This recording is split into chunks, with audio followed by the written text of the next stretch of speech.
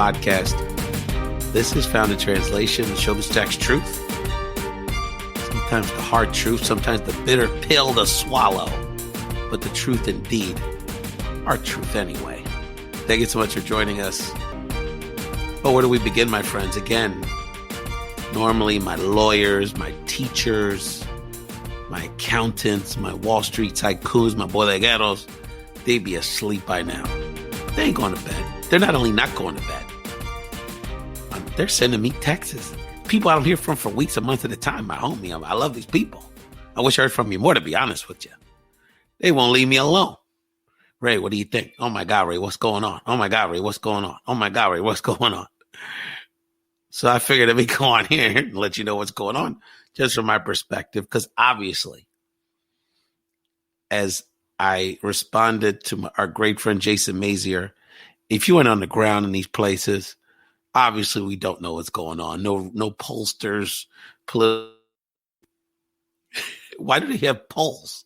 Why do these people make any money, as we're finding? But anyway, we'll get into it. Thank you all so much for joining us. There you go, Maria. So let's get it started, fam. I'm sure you want to know my thoughts on the new general vice president of basketball operations for the Sixers, but we'll leave that for another time. Let me let y'all know what's going on. First of all, this is what was supposed to happen. Let's look at it from a certain perspective. This is what was supposed to happen if you looked at it like 4 or 5 months ago. The map and the game plan was always the upper Midwest, and that because of Biden's ethos and because of the polling, that was always supposed to be the path for victory for Biden, and that's still in play. The hope for people like me was that as the polling and the momentum seemed to be going Biden's way, and the New South and the diversity and possibly this what I see is like this mythical suburban white person that was going to do all this flipping. I don't see that yet. I'm waiting for it, fam. To Biden was going to flip at least one southern state. Would have been nice. One. I'll get to you in a second, LB. One.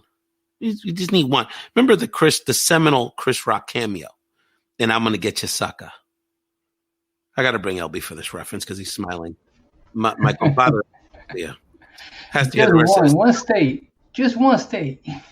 So the paraphrase Chris Rock in the seminal movie "I'm going to get you, sucker." He's literally in the movie 18 Seconds, where he plays the greatest crackhead, one of the national crackheads in cinema. Can I get one state? I gotta. Can you break 100, LB, for one state? It's not gonna happen. Not gonna happen. So, but it wasn't supposed to happen 6 months ago. Nobody was thinking Florida. Nobody was thinking Georgia. Nobody was thinking. I guess Georgia's not impossible yet, but nobody was thinking any. These southern states. Even though I held a candle for North Carolina as of an hour ago, so I messed up on that one. So and then the thought was the upper Northwest, and then Arizona was the dessert, the cushion, and that's still very much in play. So on one level, that's still very much in play. Very much in play. Odds are that's what's going to happen. Plus, that one little congressional district in Nebraska, I want to shout out. LB, I got people everywhere. Veronica Quincy, my main girl, she's from Long Beach, so she is thugged out as any of our activists out there. But she fell in love with a brother from Nebraska, so now she lives in Nebraska too. Very timely though, because Veronica Veto's doing her thing out in the Cornhusker State, so that could come into play. But nevertheless, so while this is not a surprise, and this is what was sort of to happen because Trump was a slight favorite in all these places. In Ohio, he was a big favorite, so that was really kind of almost would have been shocking, frankly. Nevertheless, none of that's happening. So now we're left with. On one level, the map still could play out as expected. But on another level, no cushion, no room for error for Biden at this point. And let's be honest about it. Gun to your head. See, I'll be straight up. Gun to your head.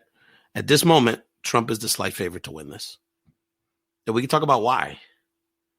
But that's the reality of the situation. From an electoral college perspective, he will not win the popular vote. Let's formally bring in my compadre, producer of Found in Translation, Elbert Garcia. Elbert, how are you, brother? How are you feel? Just give me before we get into Florida, because Florida is going to be a whole conversation. Just your overall feelings at this moment at 11:30 on the East Coast. You know, Brian Williams could talk to. You know, these Blanquitos, MSNBC, anyone's that can talk it. We can break it down here too. Just your thoughts. I feel like I'm talking to one of those historians, Michael Beschloss or something. So Elbert, give us your thoughts. It's a long time. As I sip on my Puerto Rican cup, anyway, talk to me, brother. I wish I Give me had your feelings. How you feeling, brother? Maybe I have my que lo que water bottle. If we had pulled off Texas, there'd be a little something in this. But we just part of drinking it is that Stella right now. I feel like we saw Texas. I feel like we saw Texas with and this is like a replay of the Beto race when we just got so close, right? Or we're thinking since it was so close. Look, I think I don't know. I think I've made peace with this election a couple of days ago in terms of this weekend. There's a lot of people who have really worked their asses off. And in a lot of places we see those results come to fruition, right? I think even in Florida, especially in some of these counties outside of Miami-Dade, where some of the turnout, you've got some really cool folks getting elected into local offices. I mean, even Miami-Dade, you have Luisa Santos, Ipana, who's leading in the school board race down there. I'll be with all due respect to school board races. By the way, we lost 2 congressional members. One of them was a damn good Latino that we lost. I was going to say this. Yeah. But what I'm saying is this, right? Is that, look, I know all the expectation is on the electoral, so all the stuff is on the Biden stuff, all that. But you know what? Like, we're not going to know those things. You got to count every vote. There are places, I mean, shit, even in Florida, like and there's still places in Florida, including Miami-Dade, we still haven't counted the vote by mail. That's true. They haven't declared, even though the math is pretty tough. So what I'm saying is that, like, and look, Miami-Dade looks bad we've been talking about Miami-Dade for the last 2 or 3 years, right? People were worried about Miami-Dade during the gubernatorial race, where Miami-Dade underperformed there, and Latinos specifically underperformed there, right? That's right. So again, I think anyone who's been following Florida politics and anyone who's been asking, especially local folks looking for money for Florida, have been telling folks, right? And the truth of the matter is that sometimes you just have to recognize when you've been, when they've been, and whether you call it's all the misinformation, the socialist angle, that had a huge effect in Miami-Dade, and Miami-Dade is 65% Latino. No question. I want to pause the Florida piece for a second, though. I'm going to get No, that's fine. That's fine. Because we're going to get to it. Look, everybody, that's what they want to talk about. These Northeast progressive Latinos are so pissed off. All my Caribbean people, all my Puerto Rican, Dominican, New York, and Philly, Scarlett Pineda, bring us some analysis. They ran a sucky campaign in Florida. We'll get to that. We agree with you. Christine Nieves, one of our great activists, also a great woman of faith. She ain't surprised. She's a smart cookie. Williams College graduate, my friend. She is a smart cookie. And of course, our home, she's also elected official. We got to hook up with Aniesca, the school board people. I was waiting for y'all to come on. So we had but I was out here in the street too, girl, and I have some children I got to pay a little attention to. So, but this is the big picture thing. And before we get into Florida, we're going to get into that. Biden could squeak this out. It's possible. It's probably 50-50. Maybe statistically he's still slightly favored. But the thing that I think that just disappoints me as a human being is that there doesn't appear to be much of very little repudiation of this guy at all. His people, the people that voted for him in 2016, voted for him again. And maybe that's going to flip in the Philly suburbs and some of these, these mythical white suburban women I'm still waiting to save us. And maybe the black vote will just be enough in an upper Northeast. But the reality of the situation is he's as popular as ever. And I think that big picture, getting my emotions out of it as a Latino progressive person that has certain thoughts about how the world should be, that our country, even if Biden squeaks this out, we are not the country we think we are. And we're not going to be the country we think we're going to be. Because of, how fundamentally, even if you forget all the policy issues, like even if you believed in his vision, how poor a leader he is, how poor a human being he is, how poor a manager he is, how poor of a head of state. He's just so poor, it's like he gets F's everywhere he goes. And because of the cult, as our homegirl Scarlett just said, we accept it as a country. We accept it. And that is now, we can blame white people. We can get into all that. Obviously, there's Latino pockets that are part of the cult too.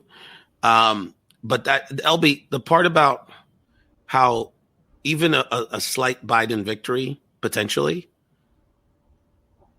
really shows how it's not. The irony of it is it's not really about our democracy. It's about the character of our country willing to settle for less. For what? And that's the part that disappoints me. I mean, white supremacy is real. I mean, I think that's the thing. Like, I just like I said when I said to you, I wanted to talk to you about this, brother, because you say it straight up. I'm just saying, I think it's not only real, but it's also like, we can't avoid this conversation. We can't avoid this reckoning moment, right? Like, and at the end of the day, at the very least, he's very upfront about it. Like, there is no, like, I think that if there's anything that comes out of this election overall, big picture, as they say sometimes in the church on Sunday, is that if we asked for confirmation, we received it. Amen. Right? I mean, that's what it is. Right? I mean, sometimes we ask for confirmation and we get it, and we don't want to, and we're too afraid to figure out what it means. Right? There's a lot of people, call them good, call them bad, don't judge them, whatever. At the end of the day, there's going to be places, regardless of a Biden win or not, or a Trump win or not, there's going to be people in this country who voted in 2 electoral cycles for a racist, for a misogynist. Moron. Not a smart racist. They're smart racists. Tom Cotton's a smart racist. A freaking moron racist. But ultimately, these are folks, right? Like, and again, if you want to use races, I mean, like, however it is, they're just not people who are supposed to be the moral leaders that we want. That's right. Right? That's right. And part of it is that, like, in some ways, I think it's really a call for folks to, like, they need to step up their game. And again, I think, like, look, we're in a precarious situation, right? Because at the end of the day, people are going to always blame folks of color because they're going to say you didn't come out. Or they're gonna say, they're gonna say, like, they're crazy, they're dumb. Florida, they're gonna all those kind of other things. But at the end of the day, like, first of all, again, we're trying to save your asses again. And the only way Biden wins is black people in Detroit, Milwaukee, and Philly right now. It's the only way. I mean, Phoenix, Arizona could help cushion, but that's really it. It's really up to black people in those 3 cities with huge turnouts. It's the only way we win. And again, it's more than election, right? We know this, right? It's more than one election cycle. It's more than one race. It's more than one thing. And I mean, again, I don't pretend to know anything about other races and other places and other states, right? The only thing that I know of, as good as I know, is the place in which I live now in terms of Florida, right? And Zoe Colon, I mean, she could probably, she's talking about that time of year when we do the Walk of Shame. I mean, it's going to be interesting to see what those Central Florida, Orlando numbers are, right? But, like, there's a lot of people did a lot of good work and succeeded, right? And I think at the end of the day, a lot about Florida That's true. Is a lot about the Democratic Party. No right? question about it. LB, let's really quickly. So I'm sorry about getting into No, it's my fault. I'm the one cutting you off. But the so expound upon that. So basically, and I don't think it's going to totally make the difference. You're freezing a little bit, so I don't know. Yeah, but basically, what LB's talking about is Hillary Clinton won Miami-Dade by about 30 points, and Biden's only going to win Miami-Dade by like 10. So that shrink, that flipping, primarily probably of a lot of Latinos, primarily Cuban Americans, is going to be a big part of the story. It's not the whole story because it's 4 points now. It's not going to be 20, 30,000 vote difference. And so why don't you LB, describe what has happened. What was the strategy of Trump over the last few years, primarily on social media and in media down there, that basically the Democrats didn't counter attack for 3-4 years, and now it's coming to haunt them big time. Yeah, I mean, I think in essence, what the Republicans have done a pretty good job of down here, and I think everybody knew it, but part of it was just getting the resources to fight it, was to kind of pin, Democrats and progressives as just another, as socialists, as people, again, and again, particularly in Miami-Dade, where you have folks in terms of Cubans. Who have the experience, fighting communism and Castro, as well as recent Venezuelans, and then, to be quite honest, other Latin American, like expatriates who fled. Yeah, I mean, it's a mixed mash. There's as many Ecuadorian voters as Venezuelans. So yeah, there's a lot of.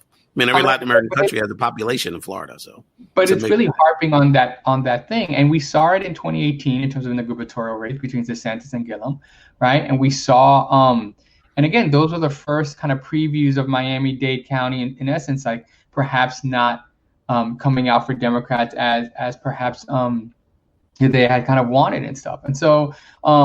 And I think that's that's real, right? I mean that's a real thing to have to come out, and I think part of the story that gets lost in all of this analysis is that there's a lot of great third-party groups, nonprofits, who are doing a lot of great work registering voters, who are doing a lot of things in terms of get out to vote, to engage voters, to engage low propensity voters, but they're doing that.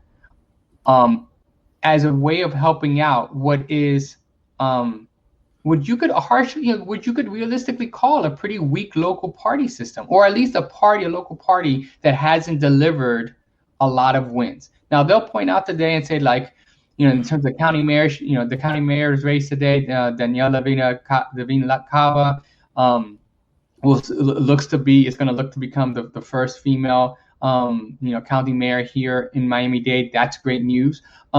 But the truth of the matter is there's been a lot of losses. And what we see in Miami-Dade is not that they just underperformed, but there was a red wave in Miami-Dade. I mean, you pointed out Carlos Jimenez defeats, the current county mayor. I mean, defeats Debbie. Ecuatoriana. She's damn good congresswoman. She's good people. That's a tough Maria Elvira Salazar defeats Donna Shalala, or looks like she's defeating Donna Shalala, right? Right. And even Debbie Wasserman Schultz, I think the last time I was looking at it, was having a tough race in terms of her thing there, right? And so there's a couple things. Is that so? Yes, Democratic Party in Florida been weak a long time. That's something we've dealt with. The big issue here, it goes beyond Biden, because on some level, Biden had less time to address this because he had a primary. So he only had 7 months, as opposed to the Democratic Party, which had 4 years. This is something we've been talking about for years. This messaging that the Trump administration and Republicans were doing with DeSantis, with Rubio, with Rick Scott, to this particular cohort of Latinos.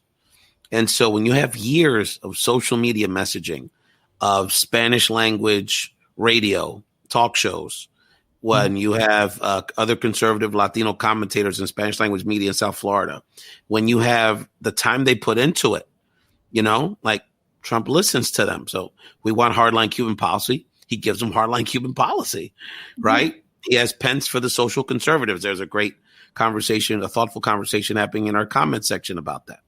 So that's a piece of this puzzle, right? So, on some level, we've been sounding this alarm, and the party didn't listen. Not on national level, on state level, didn't listen and didn't invest.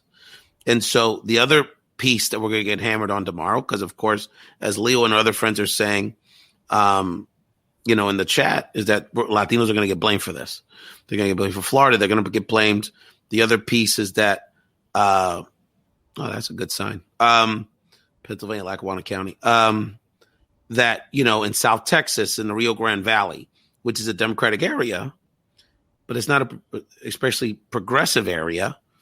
And there's always a traditional lack of investment down there, the numbers were the splits were not high, for Biden. So he won those areas, but he didn't win them overwhelmingly the way you would think, he would in a Latino Democratic area. And we're going to get blamed for that. But we've been sounding the alarm for years. And particularly in this cycle, shout out to our homie Chuck Rocha that tweeted, "We told you so," earlier this evening, the man that ran the Bernie Sanders Latino operation. So about this lack of investment in the Valley. Kamala went and loaded them out over the weekend, which is great.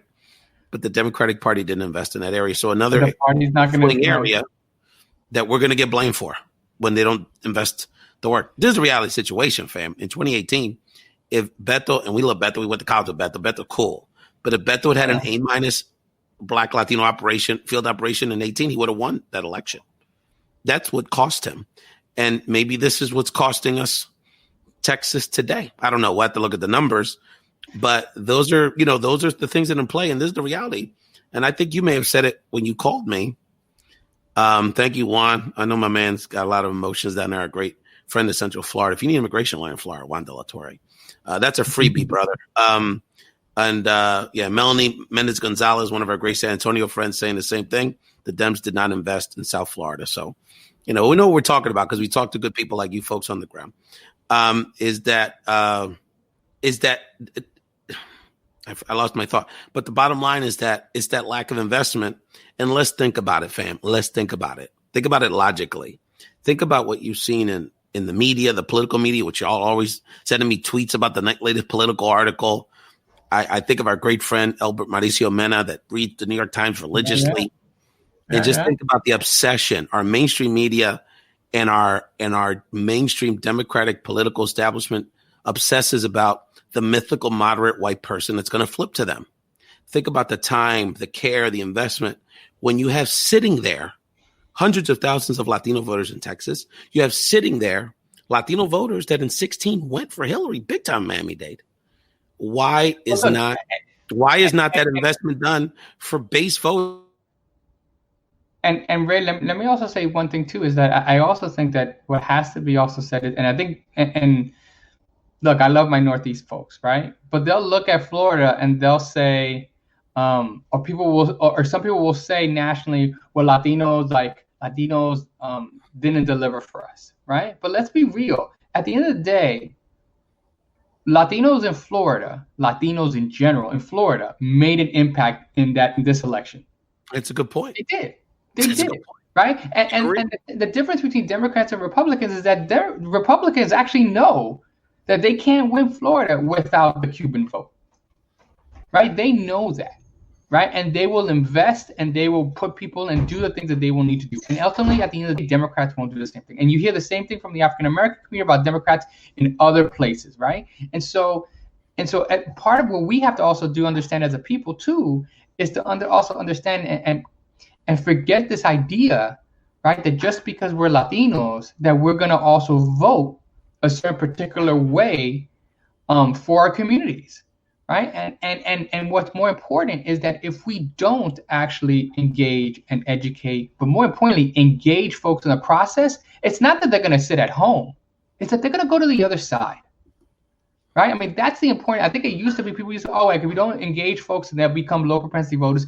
No, if you don't engage folks, then the misinformation from the other side will convince them to do other things. That's right. Right. Or they'll bring up issues that resonate somewhat, and then they become the dominant issues. So I wanted to just, all of you guys are my great friends, but Joey Barra, my great homie from San Antonio, they sure didn't invest South Florida, and they take us for granted. We beg them to come down here. Blows the mind how the RGV turned out. And Melanie Mendez Gonzalez brings up a point I want to expound upon. Another great friend from SA. And they let the fracking thing go too long. Biden, Harris, Dems needed to have addressed that much earlier. See, that's a very interesting point Melanie brings up. So I think one of the issues with Democrats and progressives nationally is they assume that quite honestly, they assume Latinos are more progressive than they are. Let's just keep it real. Your typical Latino voter is center left, but that's it. Now we have this before my progressives get on my ass. We do have this young emerging cohort, this strong left flank that's getting bigger and bigger because of our young population and more ideological. But the reality is they're not the majority yet by a long shot in our community. And as Christine and others are mentioning, we do have socially conservative tendencies with certain social. I mean, really, it's abortion. Honestly, it's really coming down to that. I don't think the LGBT thing is as big an issue anymore. But I mean, that's a powerful force, and as well as other issues. Let's keep it real. Let's just keep it real. And these are the things we don't like to talk about. Let's just keep it real. The law and order message, in the same way that white people get terrified when they see a black person throw a chair through a window, Latinos in the hood get scared of that too. And we don't address the messaging to match. Now, part of that is racism Latinos have, but part of that is just generally, hey, I live in the more dangerous neighborhoods. You activists don't. Jump in. But the other thing I also want to say too, because it's something that my mother used to always say. My mother always used to say, "Mira, but all that talk about being united, mira, at the end of the day, Trujillo was a Dominican too. Our people have fucked up shit in their country, in our countries, right? Let's not pretend that at some point when this fight gets fought, some people are going to be wrong, and some people we're going to have to argue against." Right? Yeah. Like this idea that suddenly we have to have a big kumbaya moment. It doesn't happen in our country. So why the hell should it happen here? I think at the end of the day, we also have to, and again, there has to be education and stuff. And I'm not saying that we don't do that, but at the end of the day too, you also have to figure out that sometimes we, all, as they say, right? All can, they're not all part of the family, right? Yeah. And even family still hurt you. Right? No one's going to say that those folks aren't Latino. I'm not suggesting folks aren't Latino. What I'm suggesting is that our own people will sometimes hurt us. So the truth of the matter is that we have to organize around the issues, and we have to actually get political wins and policy wins. Right? That's right. We have to do those things. Right? And at the end of the day, politics is a game of winners. I mean, yes, there are moral victories. Yes, there are seeds. Yes, there are also things. Right? But at the same time, too, any community also wants to see wins, right? And in places, especially I think in Florida, what you're seeing is that too many times we're not getting, the large wins that people need, right? And I do think that what will get lost and what also has to be fought against is this idea that because potentially the state was lost, that the effort was lost, right? I mean, Puerto Ricans came out in huge ways in Orlando, right? I think that the numbers anecdotally I see, and I'll be curious to see how the numbers pan out. But in places like Jacksonville and other places where Latinos, you don't think of Latinos being around in Florida, that folks made a difference there, right? And so how can we turn that energy, right? At least in Florida, people are thinking about how do we turn this energy into what will be another Herculean kind of effort, which is a governor's race in 2022. And an opportunity to fight in the Senate, right? And in that case, it's going to be against, who knows whether it'll be Marco Rubio again running again. But if it's Marco Rubio again, it's again facing somebody who has the support of a lot of Cuban Miami-Dade folks, but never necessarily, won the Latino vote per se, but will run as a Latino, right? And how the party will do that and galvanize people, right? So I think in Florida, we have to keep those things. But at the end of the day, look, I mean, I think the hardest thing is how we figure out how to keep people who participated in this election today, especially in a place like Florida, and who are disappointed with the result, right? How do you keep those folks engaged? How do you do that? And part of the message I try to tell folks like that is that, this is a marathon. This is not a sprint, right? This is not like you vote in one election and that's it, right? I mean, that's the way it is, right? And if people want to look on the other side, at the Cubans, at the Republicans, at the folks like that, I mean, there's certainly an example there.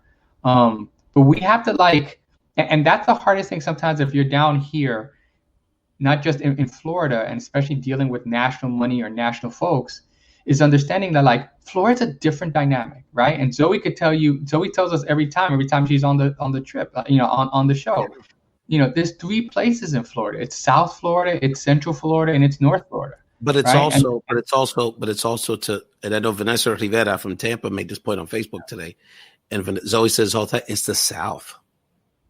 It's still the South.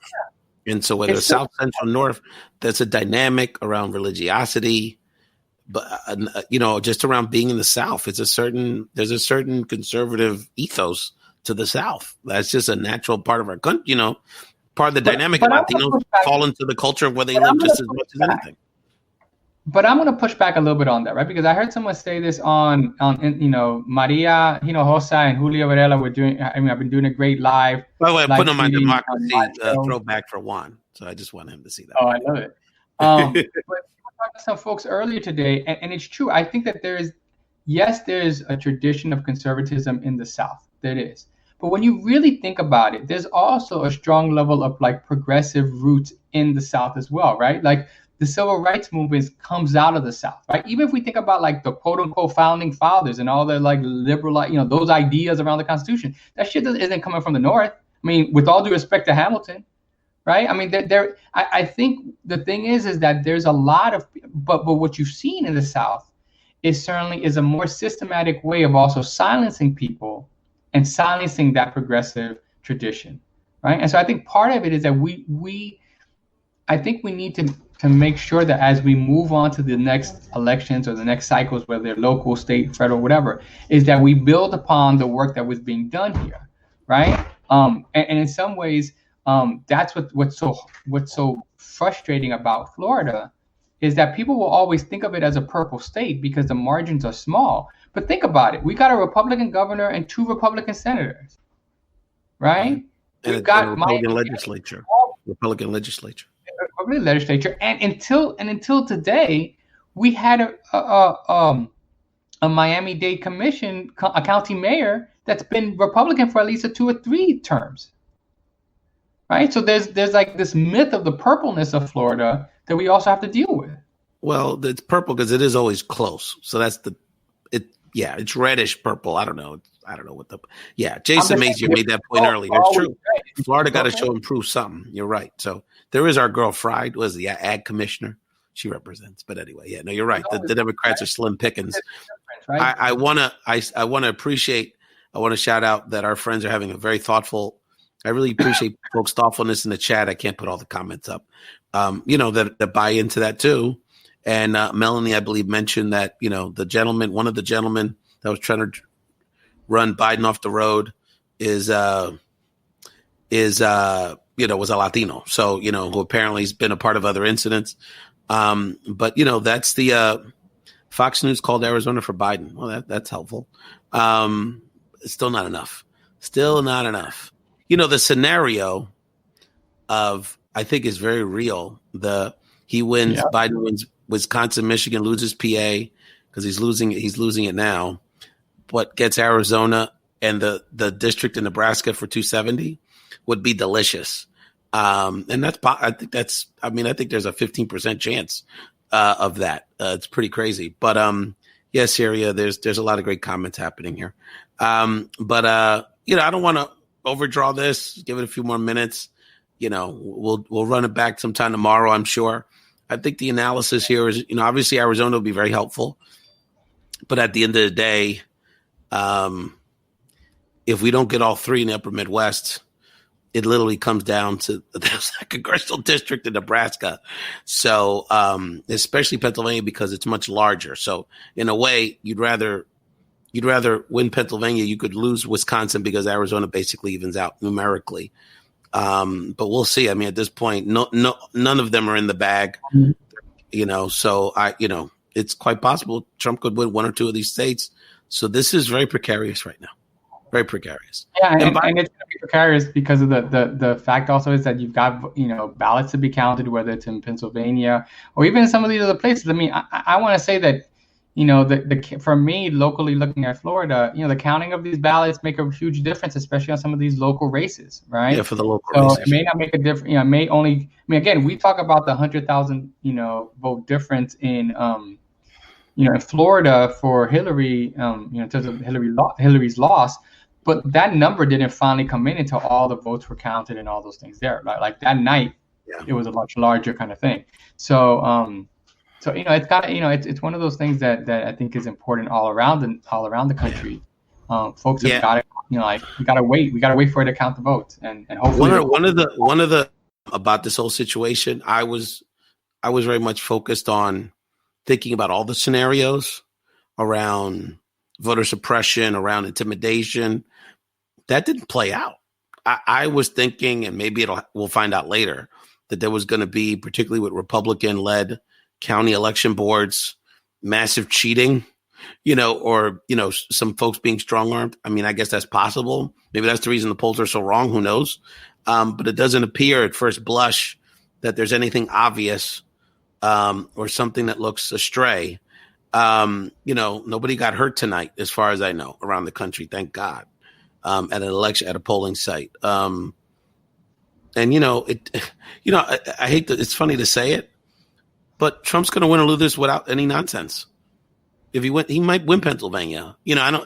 These worst case doomsday Democratic scenarios, I think there's a good chance none of that plays out, because I think it's either going to be clear Biden wins or it's clear Trump's going to win. So I'm just, which is kind of a good thing, but at the same time, Trump does not appear. Well, I will say, I will say que la noche está larga, so I'm not going to sure what's going to be in terms of for the rest of the week. And by the way, he's winning all these states so far. I mean, I don't know which, all these upper Midwest states. I know it's early, but had the votes in, he's winning all of them. And I know the vote that's being counted is his vote, but it's still the truth. So, I mean, I think at the end of the day, there's a lot of people. Look, sometimes people will vote for the devil that they know rather than the devil they don't. That's true. Right? I mean, I think that's why the incumbency, no matter who's who's there, is always a difficult thing, right? Yeah. And I think by the way, without COVID, Trump would have won as easy as it looks to me. I mean, COVID's the only thing that kept this close. I don't know. I mean, that's what the narrative. I get the narrative folks and the messaging folks. I don't know. I don't know. I mean, I think there's a lot to be said. I mean, I think there's a lot worse than this. It would have been better. I mean, look. And by the way, let me ask you a question. Do you think the candidate made a difference? I mean, I don't think Bernie would have been good, but just because he's so. I don't know. I mean, let me ask you this question. Okay. Let me ask you this question. You answer my question with a question. Were you really that excited about Bill Clinton? Were you? When you think about all the different Democratic candidates that you've seen over the last X amount of years, that's fair. Right? Obama Obama's the other one. And by the way, people remember I liked Obama, but I wasn't like one of the big flag wavers for Obama. But think about I was down with him, and I liked him. I'm not going to say I didn't like him, but I wasn't like, I wasn't part of the Obama cult, because there was a cult there too. Different vibe, nice cult. But that's what I'm saying, right? Like at the end of the day, this is the thing. Like, and this is the thing that gets me. Like, we know, because we know how government functions, we know how those things are, that as much of it is that it's about the team that comes in, right? And yeah, the big guys get the big, and usually it's guys, right? Get the starring quality, right? But the truth of the matter is that like, it's important who gets to actually choose who's your next Secretary of Labor versus who's your next Secretary of Energy. Like the agency. Americans care. You and I disagree on this, but I think Americans care about any of that stuff. I don't think they care. But this guy's the most corrupt president of all times. He got impeached. The guy owes Russian, and these people don't care. They don't care. They don't care because what are you talking about cabinet members for, brother? They don't know who the cabinet members are. Betsy DeVos is sinking our education system into the toilet. They don't care. But that's my point. My point is that, like, at the end of the day, like, whether or not, look, and you and I can argue about this, of what gets sold to what people think is exciting and flashy or whatever, right? But the truth of the matter is that at the end of the day, he has spent. We talked about this 4 years ago, right? I mean, people laugh about Trump steaks. Right? People talk about hip hop, rappers, but the fact that he's probably been quoted more times in hip hop lyrics than any other president, maybe even Obama, before 2016, because all the folks would look, because people bought his salesmanship about him being rich and powerful. That still carries on, right? You're not gonna tell me that in all these different things, like whether it's all these like hip hop folks, having a conversation around him in these last couple of days didn't affect something. I mean, the other thing too is that we didn't hear Didn't help. And again, I mean, there's something to be said about the art of subtle suppression, and not so subtle, right? That Republicans have gotten really, really good at, right? I mean, seriously. I mean, and I see that especially in a place like down in Florida, down in like Homestead. you know, a lot of this about Trump supporters being very active and being like out and about. A lot of people down in some parts of South Florida we're literally like, I don't feel safe putting my Biden Harris, you know, sign out. I don't Right? rep like that. I keep my stuff to myself because I don't trust nobody. I'll be honest with you, and there's another conversation for another time. Yeah. And not. I'm gonna be real honest with people, and it's getting late. Is that, and it's real more on a personal level, and you can probably surmise this from knowing me at some stage of my life. Most people don't know me the whole time, but that on some level, as a kid, since being a kid, I've always on some level felt isolated because I grew up in Philadelphia in a very segregated, racialized city. And, Latinos were sort of like the low people on the totem pole because, well, we weren't black. We're blackish, but we were the Spanish-speaking people. We were the people nobody understood. And we lived in very segregated neighborhoods. And so living in, first of all, that bubble, and always feeling, despite the fact that I'm very Americanized, yo hablo inglés muy bien, I'm an educated guy, I seem pretty integrated into this country, even though I have this labia in my way of understanding the country. I've always felt isolated, and I don't really, and throughout my life, I know this sounds really weird. I've never quite felt that comfortable with white people because of this dynamic. Because always in the back of my head, because when I was a little kid, it was so a dominant theme in the racialized, segregated city I grew up in as a little kid. And us being like not even black, just like, like in that kind of hierarchy.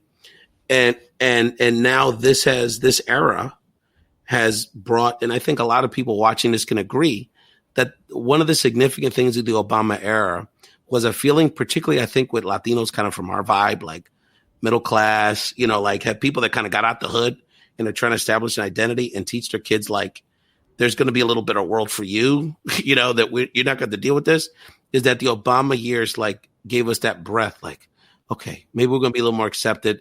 Maybe that takes a little bit of the stress of that we've experienced. Our kids will deal with 20% less of that. And their demographics is going to be very diverse. And then this happens. And I'll tell you, that, and I don't know why I'm getting into this, but I don't know really what my point is, but I just want to share with you the human impact of this for a lot of us, right? I'm saying this to say that I feel even more isolated in some ways than ever, because even though I have this network of people that care about me and I love and I connect with, and I have a lot of friends and all that shit, but I feel more isolated than ever because I feel like a prisoner of my own country. And the part of it's COVID, I don't go to sports bars because there's a lot of white people at sports bars and I don't want them to talk shit about me and Mexicans. And so I don't go to places, and it's really tough. And because and I know a lot of people feel that way on some small level, but it really impacts me on a personal level because I don't want to feel like that. I love everybody. I don't want to, but I can't deny what I'm seeing. And it's tough. It's tough. And I don't want to say, oh, white people are fucked up and, they're getting played by this guy like we are, right? Because he ain't doing shit for them either. And but at the same time, it's just the cultural impact on all of us, on our psychosis, is something that win or lose, we're gonna have to continue to deal with. And it's hard. No, I mean, America's gonna need a whole big therapy session for freaking another generation. I mean, and look, I mean, there's been a lot of polls that talk about, especially among not just rural white people, but even white people in general, about their feelings of where the country is going and their feelings in general. I mean, it's ironic. Pew did, I think Pew reported on this about a month ago or whatever, and talked about how ironically, it's people of color statistically that actually have higher feelings for hope in the future than the white folks, right? More optimistic, yeah. Which is amazing when you think about how much shit, particularly like Black folks, indigenous folks, right, have had to go through, right?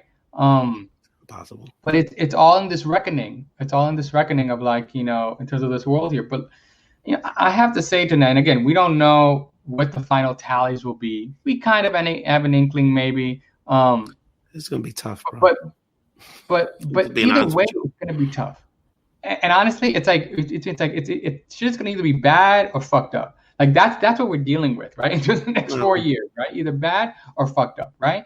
And the truth of the matter is, and again, we don't know how the Senate's gonna, like if the Senate's gonna be a firewall. We don't know all these things. That's not looking good either. But that's another story. But could be 50-50. Could be 50-50. But you know what? No one expect. I will say this, and I will honestly say this. This is if we haven't gotten to the point, we are now at the point where people, and I say this particularly white people, are going to have to choose a side, right? And they're going to have to choose a side as to what they want, right? And parties are going to have to decide what they're going to do and what they're going to build, and if they're going to build stuff with folks of color or not, right? In some ways, for the Democratic, I think people have been talking about the Democratic Party in Florida trying to come to Jesus moments for a while. And if this isn't it, then I don't know what the hell is, right? But there's going to be a lot of discussions there, and it's going to be in all sectors, right? And we start to see that in sports, right? We're starting to see that in philanthropy. And now the problem is that there's going to be the pushback, right? Because now people are going to be emboldened by whatever these turnouts are to do things like stop systematic, to stop recognizing systematic racism, to doing all these other things. And you know what? We're just going to have to figure out how we're going to do it, right? I'm not as pessimistic tonight, maybe because deep down inside, not that I'm expecting it, but I know that this is, if this is really white supremacy that we're really trying to fight, which you are, then it's not, it's 400 years of white supremacy is not going to get resolved in a fucking 8-year Obama term. That's true. It's not going to fucking be done. That's true. And just like diseases mutate, so does this shit too. Yeah. Right? And unfortunately, in terms of our generation as Gen Xers, I think it's hard on us because I think we were taught to believe that if we say the right thing, if we code switch enough, if we get the right education, if we learn enough of the past to remix that into the future, we can do that, right? We can actually make a difference, right? And for us, I think in terms of our particular generation, it's a real question of faith because it's no, we might actually have to we can't, you can't be, there's no way you can code switch yourself to revolution. Right? If you really want to break down white supremacy and establish a just world, then people who had power will have to give that power up. And in some ways, white people will have to decide that the benefit and the privilege that they have, they need to give that up. Well, what Juan De La Torre is saying in the chat, I want to make sure we get our different perspectives in, is that they made the decision, LB. Then they did. That's what I'm saying. But that's why I said that in some ways it's confirmation. Today is confirmation day. You bride. Hey, we say that. These are generalizations. I mean, we're talking at the end of day 5347. Let me tell you something. I was in North Philly all day. And you know what? I saw kind of wonderful white people, all races, help being translators, being election protection lawyers for Latinos. They didn't know. They drove in from Maryland. They drove in from New York. They drove from Jersey. And, in a great spirit of camaraderie, collaboration, respect. No doubt. So, look, there's a lot of good in the world. And, look, your average Trump supporter. But Ray, I just want to say, when I say people have to choose a side, I think, like Juan said as well, people have chosen sides. And I do want to say, there are people out there that are choosing that, right? That are trying to try to share their power, to give up their power, right? There are people who are doing that across sectors, in different places, in their companies. There are people who are doing that every day. So I don't want to say people aren't doing it, because people are, right? I think, and the other reality is that, again, I think progressives, Democrats, however you want to, intellectuals, people have to have some real conversations with people, right? And not everyone can have that conversation. You have to find the right person to a certain degree to have that conversation with it. But I also want to make it clear that I think we were brought up thinking if you educate people enough, they will do the right thing. They will do good, right? I remember that. And I think we want to face the reality that a lot of us know is that for a lot of people that works. And for some people, it is an issue of power. Like some people continue to do what they want because they want to flex. And at some point, we got to flex back. And Michael Collazo, the Tower of Optimism. He's not feeling good right now. I don't blame you, brother. I'm not feeling great at the moment. I'm not feeling great at the moment either. Even though Nebraska too is doing good. Anyway, let's wrap this up, LB. It's getting late for East Coast people. I do want to shout out with everything going on, and I was in the field. Actually, I do want to say real quick, I do want to shout out the team that worked for me, Melissa Arce and my team. We made over 250,000 phone calls to Latino voters in Pennsylvania.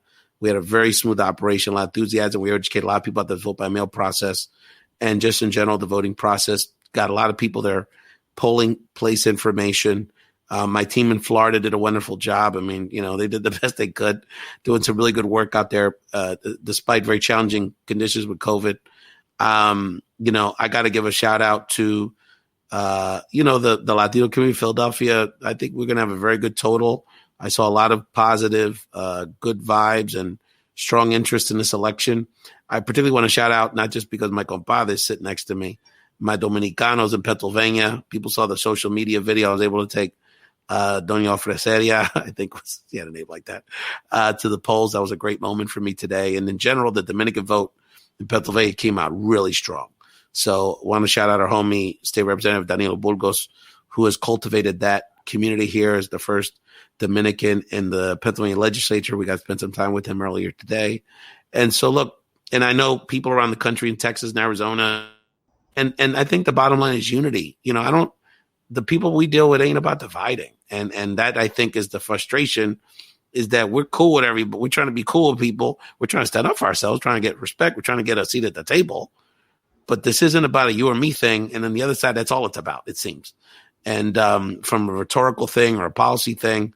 And, the reality is that, like I said, I think at this point, I'd say Trump's a slight favorite to win this.